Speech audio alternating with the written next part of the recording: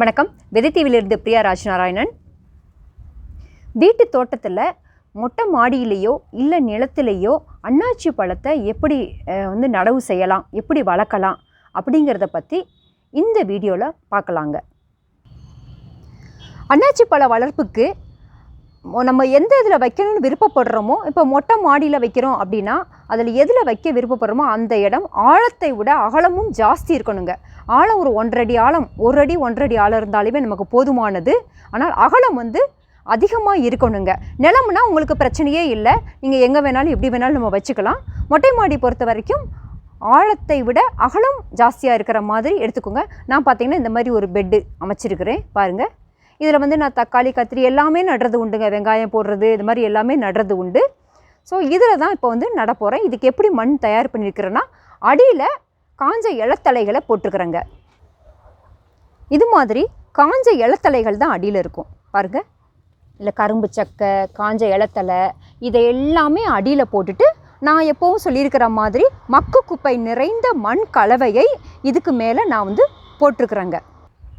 மண் தயாரிப்பு வீடியோ உங்களுக்கு ஏற்கனவே போட்டிருக்கிறேன், அதை நீங்கள் பாருங்கள். அந்த லிங்க்கும் டிஸ்கிரிப்ஷன் பாக்ஸில் உங்களுக்கு கொடுத்துருக்குறேன். இது மாதிரி மக்கு குப்பை நிறைந்த மண் கலவை, அடியில் காஞ்ச இலத்தலைகள் நிறைய நான் போட்டு இதுக்கு மேலே இந்த பெட்டு இப்படியே அமைச்சிருக்கிறேங்க. இதில் நாம் இப்போது அன்னாச்சி பழம் நடுறது.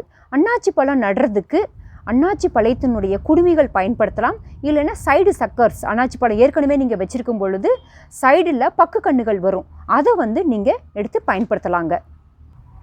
இந்த மாதிரி கடைகளில் கிடைக்கிற அன்னாச்சி பழத்தவே நீங்கள் எடுத்துக்கலாம். இதோடைய குடுமி பகுதி, இந்த மேலே இருக்கு இல்லையா, க்ரௌனுன்னு சொல்லுவாங்க, இந்த குடுமி பகுதியை நீங்கள் நடவுக்கு பயன்படுத்தலாம். இது பார்த்திங்கன்னா நான் ஏற்கனவே வச்சுருந்தது. அந்த க்ரௌன் வைக்கலாம். இன்னொன்று இந்த கண்ணுகளில் இந்த பாருங்கள், இது மாதிரி பக்கு கண்ணுகள் வரும். அன்னாச்சி பழத்தில் இது மாதிரி பக்கு கண்ணுகள் வரும். இந்த பக்கு கண்ணுகள் கிடைத்தால் இந்த கண்ணுகளை எடுத்து வைக்கலாம். ஆனால் எல்லாருக்கும் எல்லா டயத்துலையும் இந்த மாதிரி பக்கு கண்ணுகள் கிடைக்கிறது இல்லை. அதனால் அன்னாச்சி பழத்தின் மேலே இருக்கிற அந்த க்ரௌன் இருக்கு இல்லையா, அந்த குடுமி, அதவே நீங்கள் பயன்படுத்தலாம். இல்லைன்னா இந்த பக்கு கண்ணுகள் எடுத்துக்கலாம். இது பாருங்கள், இது ஏற்கனவே கற்றாழை இங்கே இருக்குது, ஒரு செங்கற்றாழை ரகம். அது பக்கத்துலேயே தான் இதையும் நான் வச்சுருக்கிறேங்க. இப்போது இந்த க்ரௌனை எப்படி எடுக்கணும்னா, இந்த பழத்தில் இருந்து இப்படி முறிச்சுக்கோங்க. இப்படி முறிச்சிட்டு இந்த மாதிரி எடுங்க. கட் பண்ணாமல் இது மாதிரி முறிச்சு எடுத்துக்கலாம். கட் பண்ணியும் எடுக்கலாம், அதனால் ஒன்றும் பிரச்சனை கிடையாது. இதை எடுத்துட்டு இந்த இலைகள் இருக்குது பார்த்தீங்களா, கீழே இதை இது மாதிரி பிச்சிடுங்க. ஒரு இன்ச்சுக்கு இந்த மாதிரி சுற்றி இப்படி பிச்சிடுங்க பாருங்கள். இது மாதிரி பிச்சிடுங்க. இது மாதிரி 1 இன்ச் அளவுக்காவது, ஒரு 1.5 இன்ச்சோ இல்லை 1 இன்ச் அளவுக்காவது இது மாதிரி சுத்தம் பண்ணிக்கோங்க. நடுறதுக்கு இப்போ ரெடி ஆகிடுச்சு. இப்போது நான் இந்த மாதிரி ஒரு 5 இது ரெடி பண்ணி வச்சுருக்கிறேன் நடுறதுக்கு.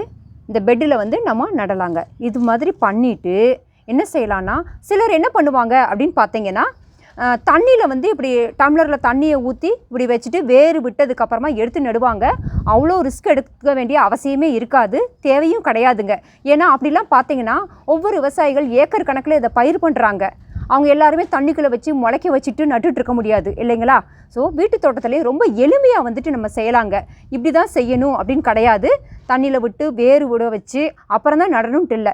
ஏன்னா இது வளரக்கூடிய இடமும் பார்த்திங்கன்னா உங்களுக்கு மண்ணில் தான் நம்ம வளர்க்க போகிறோம். இதை முழுவதும் தண்ணியிலே நம்ம வளர்க்க போகிறது இல்லை. ஸோ தண்ணியில் வளர்கிறதுக்கு அது விதைகளை தண்ணியில் போட்டு நம்ம பண்ணலாங்க. இது நம்ம தண்ணியில் வளர்க்க போகிறது இல்லை. அப்படி இருக்கும் பொழுது நேரடியாக நீங்கள் மண்ணிலே நடவு பண்ணலாங்க. இந்த மாதிரி கற்றாழை, சோத்து கத்தாழை இருக்கு இல்லையா, அதை எடுத்துக்கிட்டு இது மாதிரி நல்லா ஃபுல்லாக இந்த இடத்துல இப்படி நல்லா தடவிடுங்க. இது இயற்கையான வேறு வளர்ச்சி ஊக்குவிங்க. இது வேறு நல்லா வளரக்கூடிய தன்மை இந்த கற்றாழைக்கு உண்டு. அதனால் இது மாதிரி நல்லா சுற்றி தடவிக்கங்க. எந்த ஒரு ஸ்டெம் கட்டிங் நீங்கள் நடதாக இருந்தாலும் இது மாதிரி நீங்கள் பண்ணலாம். இப்படி பண்ணிக்கோங்க, நல்லா தடவிக்கங்க. தடவிட்டு நாம் இதை நடலாங்க. இது மாதிரி நல்லா தடவிட்டு அப்புறம் இதை நம்ம நடவு பண்ணலாம். நடவு பண்ணும் பொழுது இப்போ இந்த இடம் இருக்குது அப்படின்னா இதிலே இங்கே பாருங்கள், இப்படி குழி எடுத்துகிட்டு மண்ணை நல்லா ஈரப்படுத்திடுங்க. நல்லா மக்கு குப்பை நிறைந்த மண்ணு தான். மண்ணை நல்லா ஈரப்படுத்திட்டு இப்படி குழி எடுத்துட்டு அந்த குழியில் இங்கே பாருங்கள் இப்படி வச்சுட்டு இதோ இவ்வளோதான் இப்படி பண்ணி நல்லா இப்படி அமுக்கி விட்டுருங்க. இது மாதிரி இப்படி அமுக்கி வச்சிட்டிங்கனாலே போதுங்க. இவ்வளோதாங்க நடவு முறை. இது 7 அடி நீளம் உள்ள ஒரு பெட்டு. இதே மாதிரி தான் இது வந்து நான் பார்த்தீங்கன்னா இப்படி நட்டிருப்பேன். இங்கே ஒன்று அப்படி கிராஸாக 2க்கு நடுவில் இங்கே ஒன்று வந்திருக்கும். அடுத்து இங்கே இப்படி ட்ரையாங்கிள் ஃபார்மில் நான் வந்து இதில் நட்டிருப்பேன். இதில் வந்து ஊடு பயிராக நான் வச்சுக்குவேன். கண்டிப்பாக வந்து குறைஞ்சது ஒரு இந்த மாதிரி இதிலெல்லாம் அமைக்கும் பொழுது ஒரு 3 அடியாவது, குறைந்தபட்சம் ஒரு 3 அடி கேப்பாவது நம்ம விடணும். 5 அடிக்கு 5 அடி இருக்கிறதே நல்லது தாங்க. இட பற்றாக்குறையினால் அதுக்கேற்ற மாதிரி நம்ம வந்து அமைச்சிக்கலாம். இப்போ பார்த்தீங்கன்னா இதுலேயே நான் வந்து இங்கே ஒரு பள்ளம் மாதிரி அமைச்சிருப்பேன். இந்த இடத்துல நீங்கள் தரையில், அதாவது மண் தரையில் நீங்கள் நடுறதா இருந்தாலுமே இதே அமைப்பில் வந்து நீங்கள் நட்டுக்கலாம். இது ஒரு தரையாகவே நீங்கள் இமேஜின் பண்ணிக்கோங்க, கற்பனை பண்ணி பார்த்துக்கோங்க. இதை மாதிரி நீங்கள் அமைச்சிக்கலாம். நடுவில் இப்படி பள்ளம் மாதிரி வச்சுக்கோங்க. இல்லைன்னா நான் ஏற்கனவே சொன்ன மாதிரி பாத்தி மாதிரி அமைச்சுக்கோங்க. பள்ளமேடு பள்ளமேடு பாத்தி மாதிரி அமைச்சிக்கிட்டும் நீங்கள் இதே மாதிரி தரையிலையும் நீங்கள் நட்டுக்கலாம். சரிங்களா? நட்டுட்டு தண்ணி கொடுக்குறதா இருந்தால் ஃபஸ்ட்டு நல்லா ஈரப்படுத்திட்டு இது மாதிரி நீங்கள் நட்டுக்கிறீங்க. இதில் ஊடு பயிராக நீங்கள் என்ன வேணாலும் வச்சுக்கலாம். இங்கே ஒரு கத்திரியோ தக்காளி மிளகாய் என்ன வேணாலும் ஊடு பயிராக இதில் வந்து நீங்கள் வச்சுக்கலாம். கொடி வகைகள் அங்கே பார்த்தீங்கன்னா ஒரு பாவக்காய் கொடி அதில் முளைச்சிருக்குது. ஸோ அதை வந்து இது மேலே அப்படியே ஏற்றி விட்டுருவேன், இது மேலே ஏற்றி விட்டுருவேன். ஸோ அது மாதிரி இருக்குது. இப்படி ஊடு பயிராக எல்லாமே நீங்கள் வச்சுக்கலாம். இந்த மாதிரி க்ரௌன் மேலே இருக்கிற குடுமி வைக்கும் பொழுது கண்டிப்பாக இது காப்புக்கு வர்றதுக்கு கண்டிப்பாக 1.5 வருஷம் டைம் ஆகிடுதுங்க. 1 வருஷத்துக்கு மேலே, கண்டிப்பாக 1 வருஷத்துக்கு மேலே ஆகிடுது. சைடு சக்கர்ஸ் பக்க கண்ணுகள் வைக்கும் பொழுது 1 வருஷத்துலேயே உங்களுக்கு 8 மாதம் 9 மாதத்துலேயே சில சமயம் வந்து காப்புக்கு வந்து வந்துடுதுங்க.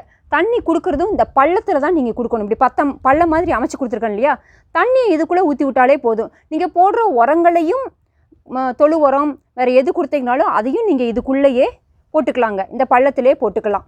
ஸோ தண்ணி இதெல்லாம் இப்படி கொடுத்துக்கலாம். சைடுகளில் இங்கே நட்டுக்கலாம். இந்த மாதிரி பெட் அமைப்புக்கு இது மாதிரி நீங்கள் செஞ்சுக்கலாம். தரையில் வைக்கிறதா இருந்தாலும் இதே மாதிரி நீங்கள் செய்துக்கலாம். இப்போது இந்த மாதிரி பெட் அமைப்பெல்லாம் பண்ண முடியாதவங்க என்ன செய்யலாம் அப்படின்னு பார்த்தீங்கன்னா, க்ரோ பேக்லாம் நீங்கள் தாராளமாக ஒரு க்ரோ பேக்கில் ஒரு க்ரௌன், இந்த ஒரு குடுமியை வந்து நீங்கள் தாராளமாக நடலாங்க. ஏற்கனவே ஒரு ஓவல் ஷேப்பு தொட்டியில் இருக்கிறத நீங்கள் பார்த்துருப்பீங்க. அதில் பக்கு கண்ணுகள்லாம் வந்திருந்தது நீங்கள் பார்த்துருப்பீங்க. இதில் பார்த்தீங்கன்னா இது விதை விழுந்து சக்கரவர்த்தினி கீரை தானாக இதில் முளைச்சிருக்கு. இதில் வந்து ஏற்கனவே நான் வச்சுருந்தேன். இதில் ஒரு தூதுவளை கூட, வெள்ளை தூதுவளை விதை விழுந்ததாக முளைச்சிருக்கு. இப்போ இந்த க்ரௌன் நான் பிடுங்கி காமிக்கிறேன் பாருங்கள். இது ஏற்கனவே நான் வச்சது பாருங்களா, வேர் வந்துருச்சு பார்த்தீங்களா, வேர் எப்படி வந்திருக்குன்னு பாருங்கள். இது நான் முன்னாடியே வச்சது. இந்த குடுமி தான் வச்சேன். ஒரு மாதம் இருக்கும். 1 மாதத்தில் நல்லாவே வேர் உங்களுக்கு பிடிச்சிருச்சு. இப்படி தாங்க இந்த க்ரோ பேக்கில் தான் வச்சுருக்கிறேன். இந்த க்ரோ பேக்கு தாராளமாக நீங்கள் ஒரு க்ரௌனை இதில் வச்சு நீங்கள் வளர்க்கலாம். க்ரௌன் வச்சாலே இப்படி வந்து வந்துருங்க. திரும்பவும் இதை நட்டுக்கலாம். ஒருவேளை வந்து எங்களுக்கு டைம் இல்லைங்க, இப்போ நான் கடைக்காரர்கிட்ட வந்து இந்த குடுமி நிறைய வாங்கியிருக்கு, இப்போ நடுறதுக்கு வந்து எனக்கு வந்து டைம் இல்லை அப்படிங்கிறவங்க என்ன பண்ணலாம்னா, க்ரோ பேக்கில் பக்கத்தில் நெருக்கமாக எல்லா க்ரௌனையும் மண் ஈரப்படுத்திட்டு மொத்தமாக இதில் ஒன்றாவே நீங்கள் நட்டு வச்சுக்கலாம். ஈரப்படுத்திட்டு நட்டு வச்சுட்டு தண்ணியே நீங்கள் ஊற்றாமல் விட்டுட்டிங்கனாலும் பரவாயில்ல, அது காயாது. அதில் இருக்கிற அந்த மாய்ச்சரை வச்சே வேறு பிடிச்சிக்கும். அப்புறம் பிடுங்கி கூட நீங்கள் எப்போ உங்களுக்கு டைம் கிடைக்குதோ அந்த டயத்தில் நீங்கள் வந்து தாராளமாக நட்டுக்கலாங்க. கொஞ்சம் அகலமாக இருக்கக்கூடிய எல்லாத்துலேயுமே இதை வந்து நட்டுக்கலாம். முதல் அறுவடை தான் உங்களுக்கு வந்து இந்த க்ரௌன் வைக்கும் பொழுது, இந்த குடுமியை நடும் பொழுது முதல் அறுவடை வேணால் உங்களுக்கு 1.5 வருஷம் ஆகும். அதுக்கப்புறமா பக்கு கண்ணுகள் நிறைய வந்துடும். அப்புறம் உங்களுக்கு சீக்கிரம் வந்து அந்த காய் வந்து உங்களுக்கு அறுவடைக்கு வந்து வந்துக்கிட்டே இருக்கும். அந்த முதல் முறை வர்றது தான் அவ்வளோ உங்களுக்கு நாட்கள் ஆகுங்க. அதுக்கப்புறம் ஈஸியாக உங்களுக்கு ரெகுலராக இது கிடச்சிக்கிட்டே இருக்கும். இந்த பழத்துக்கு வந்து பெரிய பராமரிப்பெல்லாம் உங்களுக்கு இல்லைங்க. நல்ல மக்கு குப்பை நிறைந்த மண் இருந்தால் போதும். மற்ற செடிகளுக்கு கொடுக்கக்கூடிய ஜீவாமிர்தமோ இல்லை வந்து தொழு உரம் இது மாதிரி, அப்புறம் நிலக்கடலை கரைசல் இது மாதிரி நீங்கள் கொடுத்துக்கிட்டிங்கனாலே போதுங்க. வேறு எதுவுமே தேவையில்லை. எதுவுமே கொடுக்கலேனாலுமே இது ரொம்ப நல்லா வரும். என்ன 1 மாதம் தள்ளி போகும், முன்ன பின்ன ஆகும், அவ்வளோதான். அதுக்கு கொடுக்க வேண்டிய ஊட்டச்சத்துக்கள் வந்து சரியாக நீங்கள் கொடுத்து வந்தீங்கன்னா சரியான நாட்களுக்குள்ளே, அந்த டயத்துக்குள்ளே உங்களுக்கு வந்து ஈல்டு வர ஆரம்பிக்குங்க. அது மட்டும் கவனமாக இருக்கணும். நம்ம இதுக்கு வந்துட்டு பூச்சி தாக்குதல்களாக பெருசாக அதுக்கு வர்றதே இல்லைங்க. எல்லாத்துக்கும் அடிக்கிற மாதிரி அந்த மஞ்சள் தூள் தண்ணி, வெறும் 1 லிட்டர் தண்ணியில் கொஞ்சமாக ஒரு 1/2 டீஸ்பூன் மஞ்சத்தூளை கலந்து எல்லா செடிகளுக்கும் ஸ்ப்ரே கொடுக்குற மாதிரியே இதுக்கும் நீங்கள் வந்து அந்த ஸ்ப்ரே கொடுத்தாலே போதுமானது. நோய் தாக்குதல் எதுவும் இருக்காது. நல்லா வறட்சி தாங்கி வளரக்கூடியது.